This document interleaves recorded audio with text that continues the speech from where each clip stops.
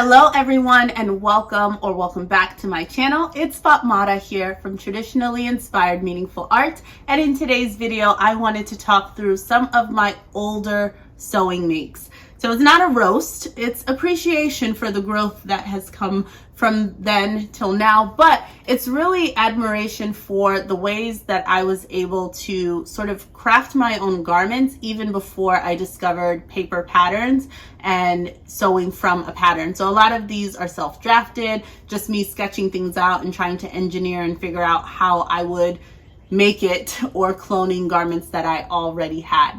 So if you're interested, let's dive right in.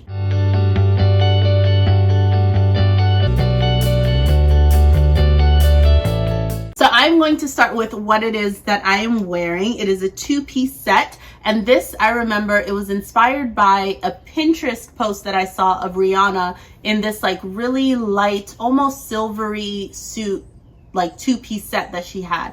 And I loved the long length of the top that she was wearing, and it had the matching pants in the same color, so it just looked like a really sleek single lined thing. And I picked up this really nice sort of almost ribbed, if you will, fabric from Joann's. I think I had gotten it in the clearance. I mean, this was made years ago, so I don't think this fabric is still there. I haven't seen something like it, but it's the same fabric as this sort of brown fabric that I have on my mannequin, and I just absolutely love it. I will try and pop in a photo that I had shared on Instagram back when, like closer to the time that I made it, when I wore it out. But I will say, yeah, I'm really proud of how I was able to get the slash neckline detail. I worked a lot trying to figure out how to do that piece, and I think what I ended up doing is that this garment actually has a self-facing, so the facing kind of goes all the way up until here, and I was able to then attach the two fabrics front and back with this seam line here, allowed this to just be a smooth sort of rollover from the facing, and then attach the sleeve. So there was a lot of interesting things going on. If I were to do this again, I probably would have kind of closed it down one side and allowed the slit to only be on one side, but I love the way that it looks. I haven't worn it in some time. The fabric itself isn't super breathable, so I find that if I try to wear it in the warmer months, I definitely sweat all through this, and you can see all of that perspiration. So I don't often wear it in the warmer months, and I just didn't have it out for whatever reason in these cooler months. So I'm gonna see if I can wear it at least once before like it really picks up and gets warm, you know? But I love this make. These aren't all of the garments that I've made, of course. I'm just picking out things here and there. A lot of the clothes that I made previously, I don't actually have. They're either at my parents' house or I've gifted them and, you know, passed them down to someone else. So I don't have a ton of them, and if I can, I'll do a little photo montage of some other things that I don't have on hand at the end. I do want to talk about what is on the mannequin here today.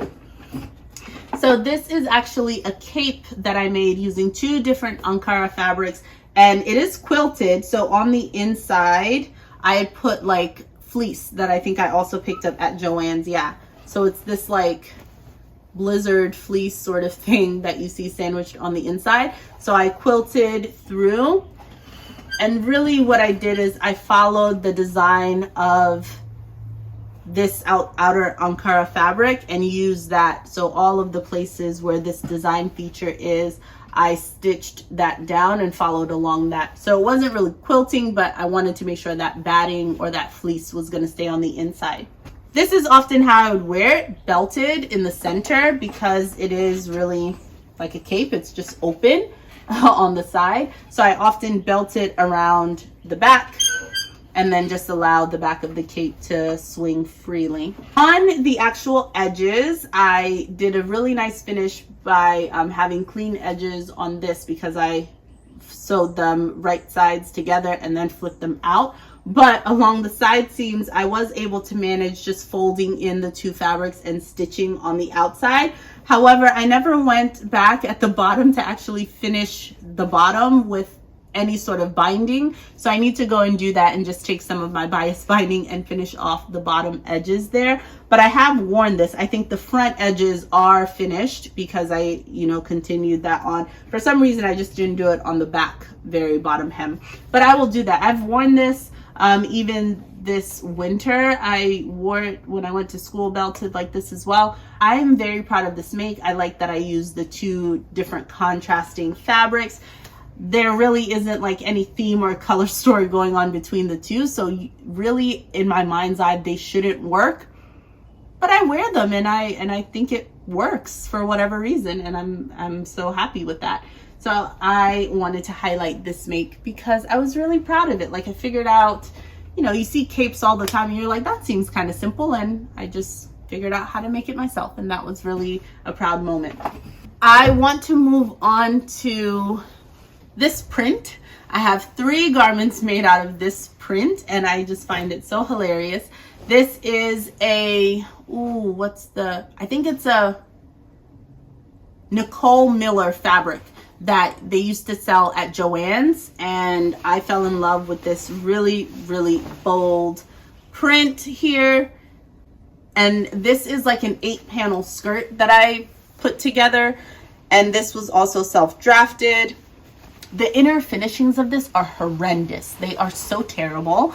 I did not do anything like a zigzag stitch or anything like that. I just sewed straight seams. So I have like splits and holes all throughout the skirt because the seams popped in so many different areas. Really what I need to do is just run this through my serger along all of the various seams because this is way before I ever had a serger. So these are just stitched into place. Remove the elastic, serge everything so that it can withstand any wear and tear, and then put the elastic back on. I used a fold over elastic, so this was a super easy peasy sort of make, and I just hemmed the bottom. And it's prime, like I used to wear this skirt all the time. I think I just need to fix it, but because of all the colors in here, I could just wear it with so much stuff, so it had a lot of use. Then I had some extra fabric, and I made this like, I don't know, mini dress or like tunic. Let's call it a tunic. So I bought this print in 2 different fabrics. There's the silky type fabric that I used to make the skirt that I just showed you. That's here. But for the top yoke portion, I actually used, they had it in a sort of twill fabric. And again, this was a bajillion years ago, so I don't remember exactly what it was, but it definitely has a twill texture and it's much more structured.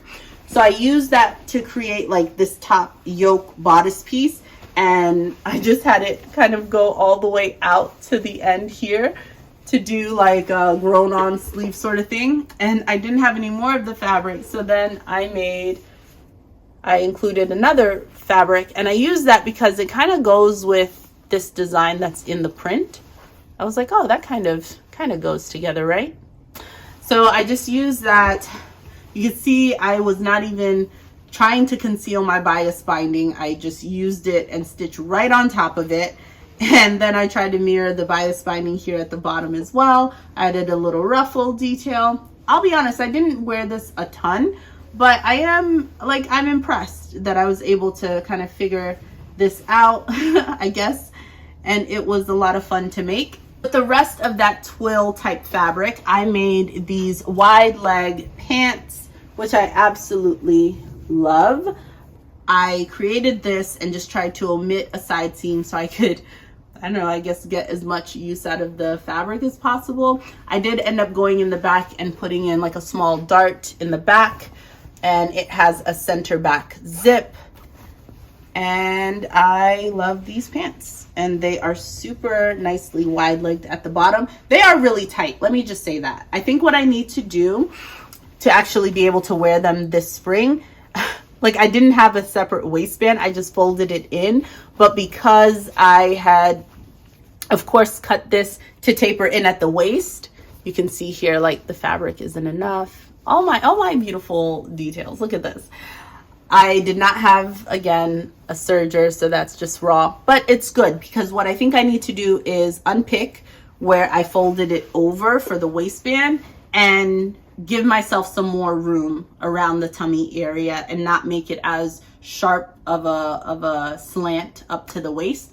Just give it a bit more forgiveness. I could even omit those darts and add elastic so that it even has a bit more room for me. But I loved these pants. They're super high-waisted, long and wide-legged, and I think I did a fabulous job. So I would give myself, yeah, definitely at least a B+, because I think I could have done a bit better at the waistline or included like a waist seam.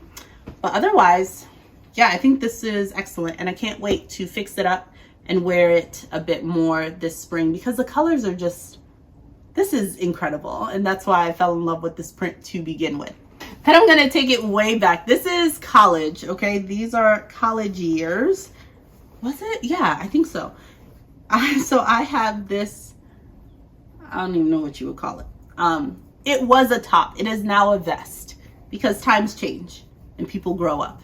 But yes, so this vest, which is what I'm going to call it now, it has, apologies for the wrinkles, but yeah, it like dips down in the back. It's super, I mean, it's super cool. I did line it. I used this Ankara fabric, but then I lined it on the inside with just this navy cotton fabric, it seems. Yeah, it's like nicely sandwiched in there, but I guess I didn't know how to continue that along the sides, like keep it all the way, you know, like lined all the way throughout. But I'm not mad at this. Like, this was a great attempt. And I could see myself wearing this over like a nice white button-up shirt. My buttonholes are atrocious, and it's funny because I just had that whole thing about buttons, but look at this. So this is my attempt at actually doing manual buttonholes back before I knew many things. It's just so funny, but I mean, they hold up, so that's nice. I think the last thing that I am going to share with you before the video montage is this sweet, sweet, darling set that I made for my daughter for her naming ceremony. And I made her a little headband, her little head, and I made this dress. So I had an outfit that I was gonna wear, and it was like this long tunic over top of what we call a lapa. Like, it's a length of fabric that you just tie around your waist. And then you have the like gown portion that goes over it. Well, I wanted to shorten mine a little bit, so that gave me a bit of extra fabric, which I then turned into this sweet infant dress for my daughter. She was about 2 weeks old, maybe, or a week old when we did the naming ceremony. So it's very tiny, and it's incredible to imagine that she fit in this, like from head to toe in this little thing. It's cute. So I borrowed some of the appliques from the garment I was wearing. I added this lovely ruffle detail, which was held together by a spinding that I put around the edges. I added like what I guess I would call a yoke, and then added the bottom portion, like this skirt that is added to it here. So very, very beautiful. But the inner portion of it is like a sack. So I made this so that her entire body could like fit in here, and you see, like, so I was looking at a lot of the infant clothing that was around at the time that I was using with her, and then I put some elastic on the inside seams here, on the side seams, and that was more for two reasons. One, I wanted to cover up the itchy seams that were created here. So this is fold over elastic. It made it really soft, but also I wanted it to fit her, and she was a really small, tiny baby. So it was nice to have something that was custom made to fit her with her little crown. And it was her first mommy and me set. So that was really special, and I'm glad that I thought to make that for her. So I am going to leave it there, and I'll insert, or hopefully have been sharing, some photos along the way of some of my other previous makes for myself or for others. And yeah, I was really fortunate to have started out my journey doing my own drafting of patterns. So I would either be cloning something that I already had, or just sit down, sketch things out, and try and figure out how I would make them. And I say I'm fortunate that I began that way, mainly because it has helped me tremendously as I am now starting to work with more commercial patterns. That's why I'm so comfortable hacking patterns, because really when I began, everything that I did was from scratch. So this is sort of like putting me 10 steps sometimes ahead, and all I have to do now is make it my own, which is much easier to do. And I'm really proud that I was able to sort of figure these things out, taking these two-dimensional pieces and creating these garments that fit.